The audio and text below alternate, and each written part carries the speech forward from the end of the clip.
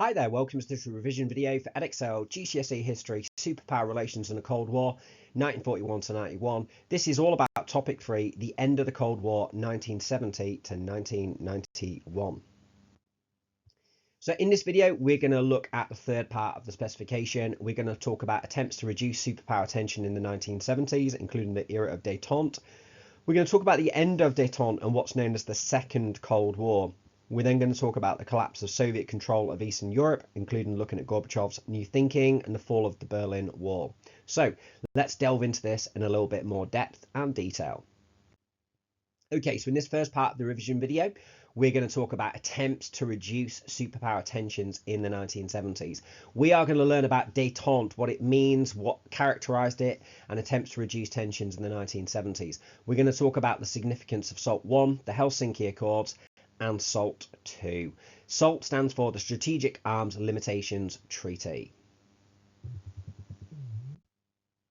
So the first thing we're going to look at is the idea of detente in the 1970s. So after the Cuban Missile Crisis, there was an attempt to reach more understanding between the superpowers in an era known as detente. It was known as the thaw in the Cold War. Detente means understanding. So the improved relations as seen in detente happened because of the following. Firstly, it was recognised there was a real threat of nuclear war during the Cuban Missile Crisis, and that nuclear war could destroy both countries. This idea was known as mutually assured destruction. After the Cuban Missile Crisis, there was a series of agreements to disarm and limit arms, and this was beneficial to both sides who could decrease their defence spending. The USA faced lots of protests at home due to its involvement in the Vietnam War, and from 1969, President Richard Nixon, who became president, was elected. He was keen to reduce US involvement in conflict. He wanted to pursue more trade and technology links with the Soviet Union, and this idea was known as linkage by Nixon's advisors. The Soviet leader Brezhnev, he did not want the US to grow too close to China. He wanted access to US technology and to be able to buy grain in order to feed the Soviet Union. Okay, so one of the features of detente is what's called SALT I. Now, SALT stands for the Strategic Arms Limitation Treaty, and the talks for this began in 1969, and the talks were completed by 1972. And the agreement was really significant in the era of detente. It's all about the two sides coming close together and trying to reduce the amount of nuclear weapons and missiles that they had. So in SALT I, the USA and the Soviet Union agreed that they would no longer produce strategic ballistic missiles. These were short-range, lightweight missiles. Both powers agreed that submarines which carried nuclear weapons could only be brought in when existing stocks of intercontinental ballistic missiles, or known as ICBMs, intercontinental ballistic missiles, that when they were no longer being used.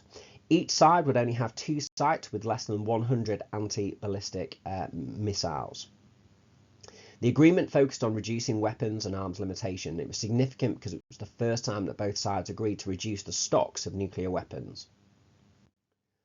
Okay, now in 1975, the Helsinki Agreements were signed in Finland, and the USA and the Soviet Union and 33 other countries made declarations about 3 international issues that were known as the baskets. Now, the 3 baskets were security, cooperation, and human rights. That's security, cooperation, and human rights.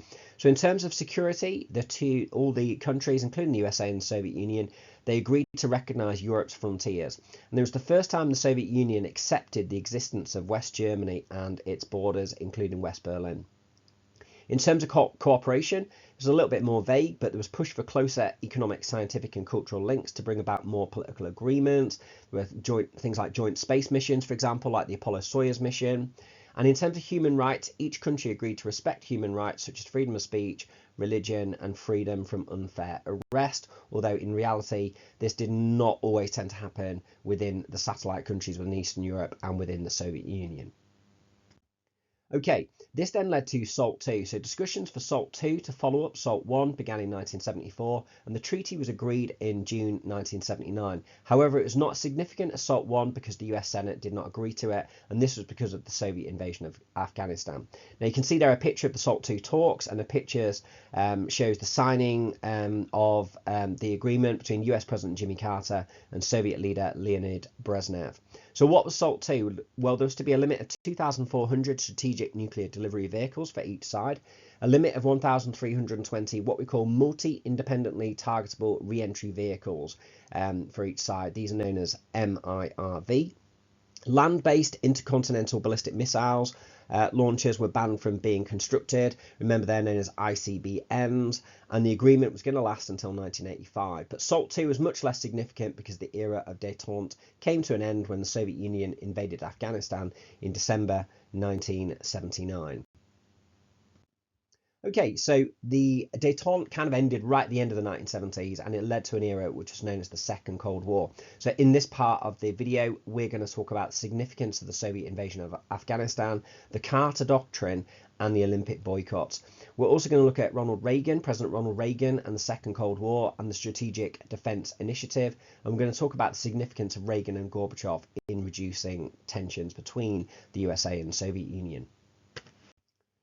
So in December 1979, the Soviet Union invaded Afghanistan, and this heralded the end of the period of détente. So that's the key impact of the Soviet Union and their invasion of Afghanistan. Now, why did they do this? Well, the Soviet leader Brezhnev was concerned about the growing power of Islamic fundamentalism, and he wanted to show the 30 million Muslims in the Soviet Union there would be no changes to the way the Soviet Union was run.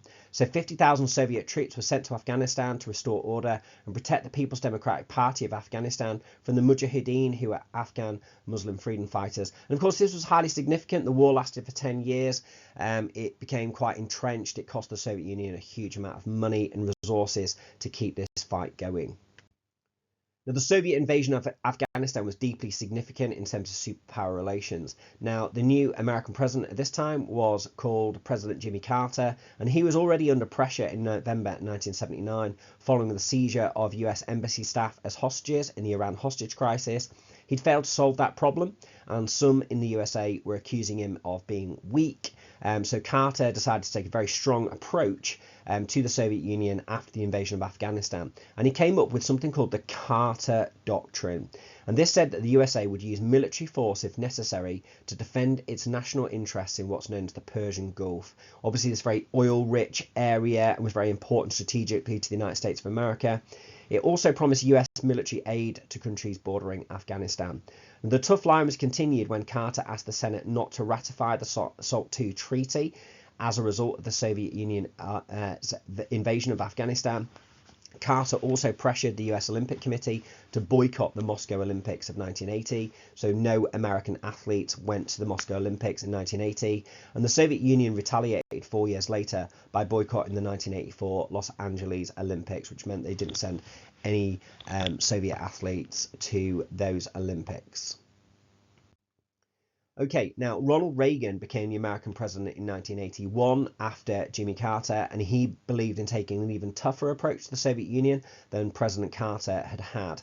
Now, Reagan was prepared to confront the Soviet Union, and he made a very famous speech where he described the Soviet Union as an evil empire. So that's a quote that's worth remembering. The US Congress agreed to huge amounts of increased defense spending, which would cost more than $1 trillion in the years 1981 to 1987. The American economy was booming in the 1980s, and Reagan's approach was that he felt that he could outspend the Soviet Union in order to win the Cold War. Now, one of the key ways in which they spent money through that was through the Strategic Defense Initiative, the SDI, and this was an attempt to outspend the Soviet Union in terms of military spending.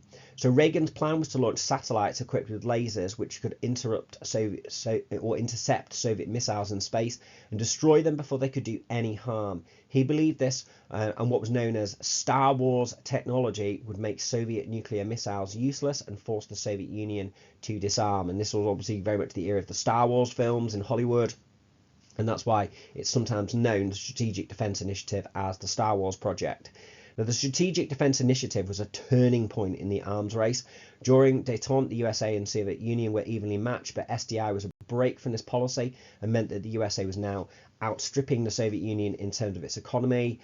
Soviet leaders knew they could not compete with Reagan's plan. They were behind the USA in terms of space, computer technology, and the Soviet economy was doing badly during this time. It was not producing enough money to compete. Now, in 1985, Mikhail Gorbachev became the new leader of the Soviet Union. Now, Mikhail Gorbachev, who's pictured there with Reagan, had new ideas which came to be known as Gorbachev's new thinking. Now, Mikhail Gorbachev had new ideas, and the Soviet Union's economy was in disarray. 1985 was also the year of the Chernobyl nuclear power disaster, and Gorbachev talked about doing things differently. He talked about raising people's standard of living. He once famously said, "We can't go on living like this." And he knew that without change, the Soviet Union would collapse.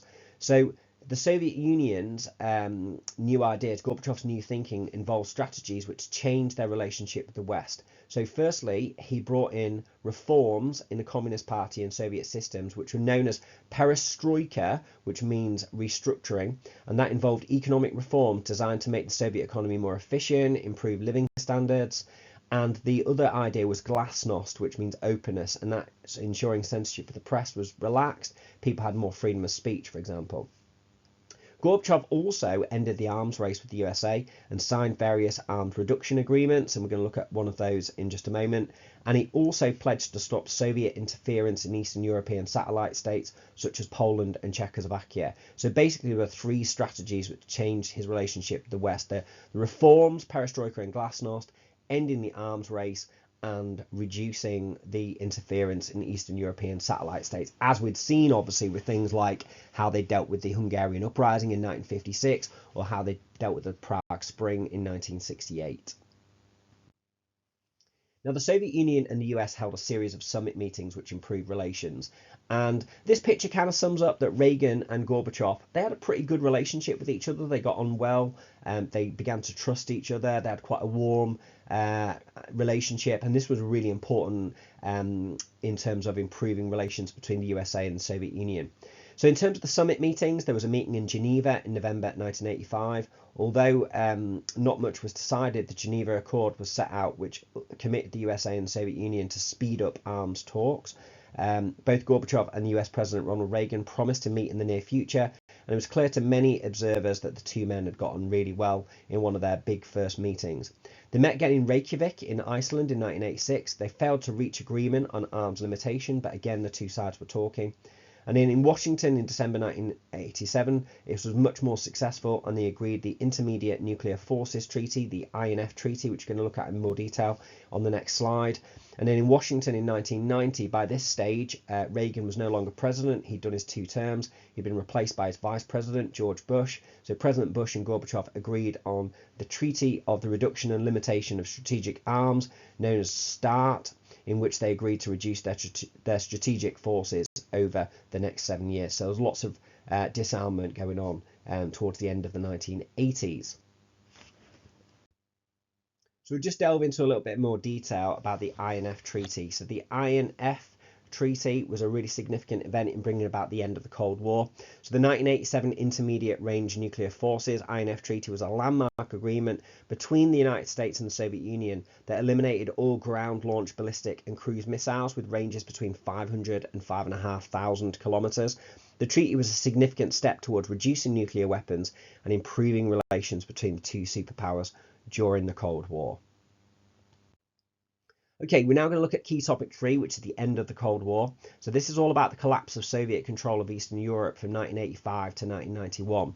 So we're going to talk about the impact of Gorbachev's new thinking on Eastern Europe, the loosening Soviet grip on Eastern Europe. We're going to talk about the significance of the fall of the Berlin Wall and the collapse of the Soviet Union and its significance in bringing about the end of the Warsaw Pact.